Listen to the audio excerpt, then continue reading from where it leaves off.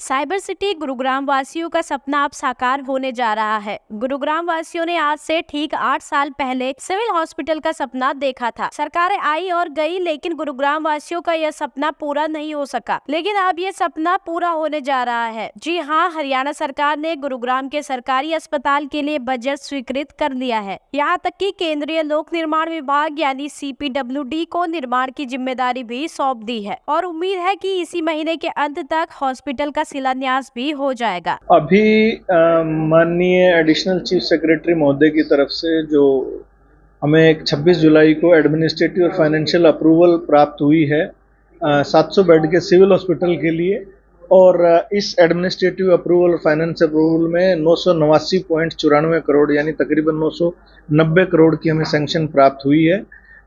और हमने ये CPWD को आगे प्रेषित कर दी है ताकि आगामी 7 से 10 दिनों में, यानी ये 26 जुलाई को हमने भेजा था उनके पास, हम उम्मीद लगा रहे हैं कि 10 दिनों में या अगले 7 दिनों में इसका टेंडर फ्लोट CPWD कर दे।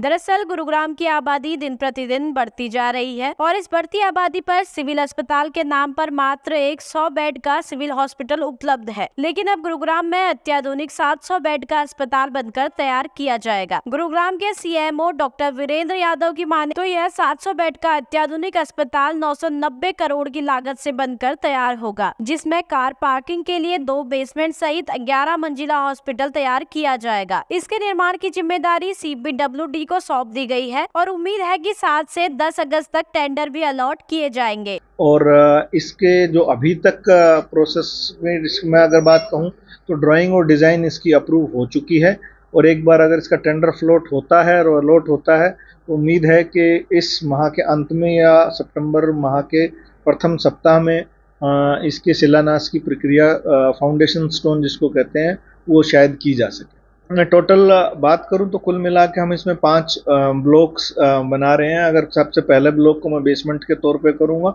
तो बेसमेंट 2 बनाई जा रही हैं, और उसके अलावा अगर मैं बात करूं तो ग्राउंड प्लस 11 यानी टोटल G+11 का ये हॉस्पिटल बनेगा। बेसमेंट में 2 बेसमेंट दोनों डेडिकेटेड पार्किंग के लिए रखी गई हैं। बेसमेंट 2 में 530 पार्किंग रखी जाएंगी, कार पार्किंग। बेसमेंट 1 में 2 व्हीलर प्लस कार पार्किंग रखी जाएगी, 2 व्हीलर की 280 की पार्किंग रखी जा रही है, कार पार्किंग 415 की रखी जा रही है। तो कुल मिला के ऑलमोस्ट 900 प्लस 945 जो है, यानी आप 1000 के आसपास जो है कार पार्किंग हमने इसमें उपलब्ध कराई है। G+11 जो है, इसका मैंने आपको बताया टोटल फ्लोर्स बनेंगे। ग्राउंड फ्लोर और फर्स्ट जिसको मैं कहूँ उसमें फर्स्ट फ्लोर में मैक्सिमम फैसिलिटीज़ हमने OPD, रजिस्ट्रेशन और गायनी, इमरजेंसी, ये सुविधाएं रखी हैं। उसके बाद हमने सेकंड फ्लोर पे अगर या थर्ड फ्लोर पे हम आगे जाएं तो गायनी वार्ड के साथ साथ हमने लैब्स और ब्लड बैंक की सर्विसेज रखी हैं। फोर्थ फ्लोर पे अगर मैं कहूँ तो हमने OT कम्प्लेक्स और ये रखे हैं। उसके बाद हमने वार्ड्स की सुविधा उपलब्ध कराई है। और बीच में एक 4th 5th फ्लोर के बीच में हमने सर्विस एरिया और कैफेटेरिया रखा हुआ है, जहां आम लोग वेटिंग के तौर पे हम काम कर लोग में रखा है वेटिंग एरिया, और जो है कैफेटेरिया रखा है। और एक फ्लोर पे जो मेनली जो हमारे वार्ड रहेंगे, जनरल वार्ड्स, कुल मिला के 480 बेड के जनरल वार्ड्स बेड्स की हमने सुविधा उपलब्ध कराई है। वो हमारी 6th 7th 8th और 9th फ्लोर पे जो है 120 ईच फ्लोर पे ये रहेंगे। इस अस्पताल की बिल्डिंग ना ही सिर्फ अत्याधुनिक होगी, बल्कि हॉस्पिटल के अंदर अत्याधुनिक मेडिकल इक्विपमेंट भी लगाए जाएंगे ताकि मरीजों को बेहतर इलाज मिल सके। यही नहीं, इस अस्पताल में एक हेलीपैड भी बनाया जाएगा ताकि एयर एम्बुलेंस की सुविधा भी मिल सके। इस अस्पताल के निर्माण कार्य को पूरा करने की डेडलाइन 30 से 32 महीने तक रखी गई है। 10वें फ्लोर पे जो है, ग्राउंड के अलावा बात कर रहे हैं हम, ये 10वें फ्लोर पे जो है वो CMO ऑफिस और एजुकेशन और एडमिनिस्ट्रेटिव ब्लॉक जो है वो रहेगा। ट्रेनिंग ब्लॉक भी 10वें फ्लोर पे रहेगा, और PMO ऑफिस जो है हॉस्पिटल का वो 5th फ्लोर पे रखा जाएगा। कुल मिला के 67 बेड्स का एक जो है प्राइवेट वार्ड भी हमने जो है वो 5th फ्लोर पे रखा है। OT और वो सारी सुविधाएं जो है मॉडर्न टेक्निक से लैस होंगी।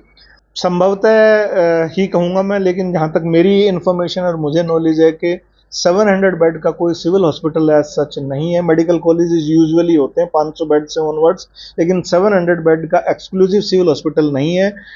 ये भारत का और संभवतः पूरे एशिया में, अगर मैं सरकारी तंत्र में सिविल हॉस्पिटल कहूँ तो उस तरह का जो सिविल हॉस्पिटल पहली बार बन रहा है, लेकिन भारतवर्ष में पहली बार हो रहा है। और एक बार फिर रिपीट करूँगा मैं, 700 तो एक्सक्लूसिव IPHS नॉर्म्स के हिसाब से बेड्स हैं, और उसके एडिशन 42 + 130 ICU बेड्स को मिलाने के बाद ये 872 बेडेड हॉस्पिटल हो जाएगा।